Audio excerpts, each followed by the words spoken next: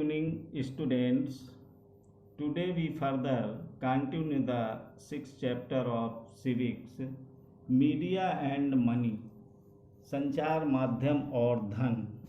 The different technologies that mass media use are expensive. जनसंचार द्वारा उपयोग में लाई जाने वाली विभिन्न तकनीकें अत्यंत खर्चीली हैं. Just think about the TV studio in which the news पे reader set. It has lights, cameras, sound recorders, transmission, satellite extra, all of which cost a lot of money. जैसे टीवी स्टूडियो के बारे में सोचिए, जहाँ पर समाचार वाचक बैठता है. इसमें लाइटें, कैमरे, ध्वनि रिकॉर्डर करने के यंत्र, संप्रेषण के लिए सैटेलाइट आदि हैं. इन सभी का मूल्य बहुत अधिक है. In a news studio, it is not only the news reader who needs to be paid, but also a number of other people who help put the broadcast together. समाचार के स्टूडियो में केवल समाचार वाचक को ही वेतन नहीं दिया जाता, बल्कि और बहुत सारे लोग हैं जो प्रसारण में सहायक होते हैं. This includes those who look after the cameras and lights. Also, as you read earlier, the technologies that mass media use keep changing, and so a lot of money is spent on getting the latest technology. इसमें वे लोग सम्मिलित हैं जो कैमरे व प्रकाश की व्यवस्था करते हैं. जैसा कि आपने अभी पढ़ा, जनसंचार माध्यम निरंतर बदलते रहते हैं, इसीलिए नवीनतम तकनीक जुटाने पर भी बहुत धन व्यय होता है. Due to these costs, the mass media needs a great deal of money to do its work. As a result, most television channels and newspapers are part of big business houses. इन खर्चों के कारण जनसंचार माध्यमों को अपना काम करने के लिए बहुत अधिक धन की आवश्यकता होती है. परिणामतः अधिकांश टीवी चैनल और समाचार पत्र किसी बड़े व्यापारिक प्रतिष्ठान का भाग होते हैं. Mass media in constantly thinking of ways to make money. जनसंचार माध्यम लगातार धन कमाने के लिए विभिन्न तरीकों के बारे में सोचते रहते हैं. One way in which the mass media earns money is by advertising different things like cars, chocolates, clothes, mobile phone extra. एक तरीका जिसके द्वारा जनसंचार माध्यम धन अर्जित करते हैं, वो तरीका कौन सा है? विभिन्न वस्तुओं के विज्ञापन का है, जैसे कारें, चॉकलेट, कपड़े, मोबाइल फोन आदि. You must have noticed the number of advertisement that you have to see while watching your favorite television show, while watching a cricket match on TV.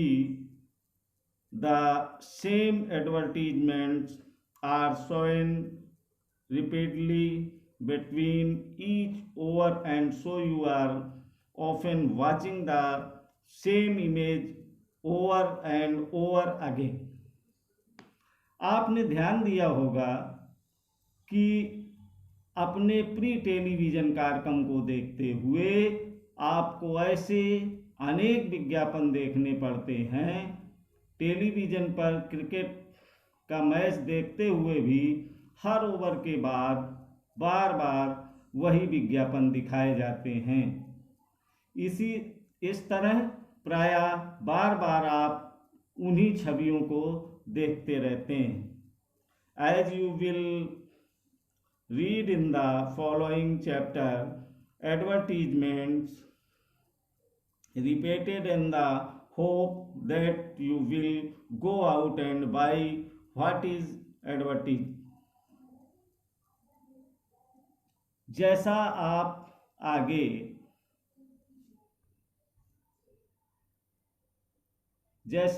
आगे के अध्याय में पढ़ेंगे, विज्ञापनों की बार बार आवृत्ति इस आशा से की जाती है कि आप बाहर जाकर विज्ञापित वस्तु खरीदें। मीडिया एंड डेमोक्रेसी, संचार माध्यम और लोकतंत्र। In a democracy the media plays a very important role in providing news and discussing event talking place in the country and the world. लोकतंत्र में देश और संसार के बारे में समाचार देने और उनमें होने वाली घटनाओं पर चर्चा करने में संचार माध्यमों की भूमिका अत्यंत महत्वपूर्ण है। It is on the basis of this information that citizens can, for example, learn how government works, and often if they wish to, they can take action on the basis of these news stories. उदाहरण के लिए संचार माध्यमों से नागरिक जान सकते हैं कि सरकार किस प्रकार काम कर रही है। यदि लोग चाहें तो इन समाचारों के आधार पर कार्रवाई भी कर सकते हैं। Some of the ways in which they can do this is by writing letters to the concerned minister. ऐसा वे संबंधित मंत्री को पत्र लिखकर सार्वजनिक विरोध यानी organising a public protest, starting a signature campaign, asking the government to rethink its programme extra. सार्वजनिक विरोध आयोजित करके, हस्ताक्षर अभियान आदि चलाकर सरकार से पुनः उसके कार्यक्रम पर विचार करने का आग्रह कर सकते हैं। Given the role that the media plays in providing information, it is important that the information be balanced. जानकारी देने के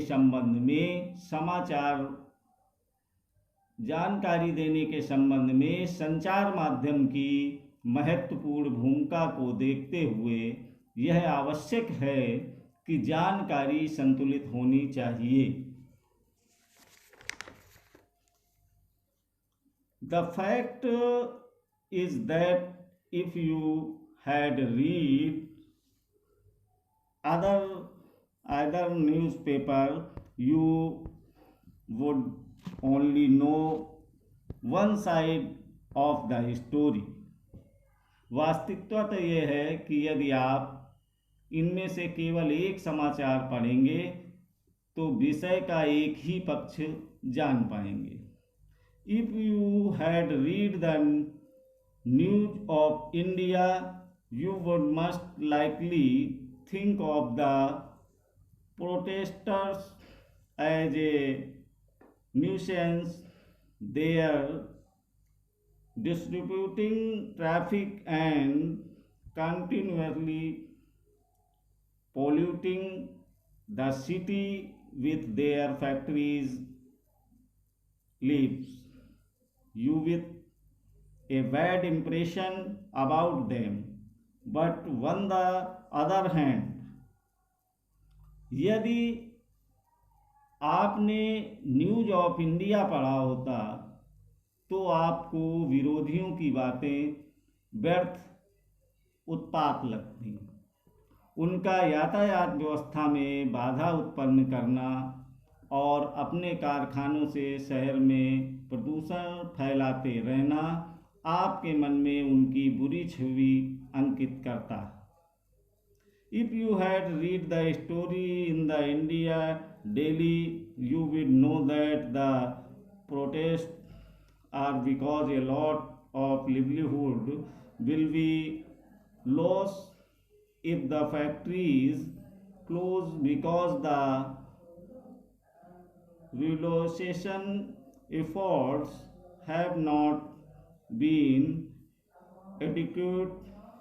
Neither of these stories is a balanced report. दूसरी ओर यदि आपने इंडिया डेली पढ़ा होता तो आप जानते कि कारखाने बंद होने पर बहुत से लोग अपनी रोजी रोटी खो देंगे, क्योंकि पुनर्स्थापन के प्रयास अपर्याप्त हैं। A balanced report is one that discusses all points of view of a particular story and then leave it to the readers to make up their mind. इन दोनों में से एक भी विवरण संतुलित नहीं है। संतुलित रिपोर्ट वह होती है जिसमें किसी भी विषय पर हर दृष्टिकोण से चर्चा की जाती है और फिर पाठकों को स्वयं अपनी राय बनाने के लिए स्वतंत्र छोड़ दिया जाता है।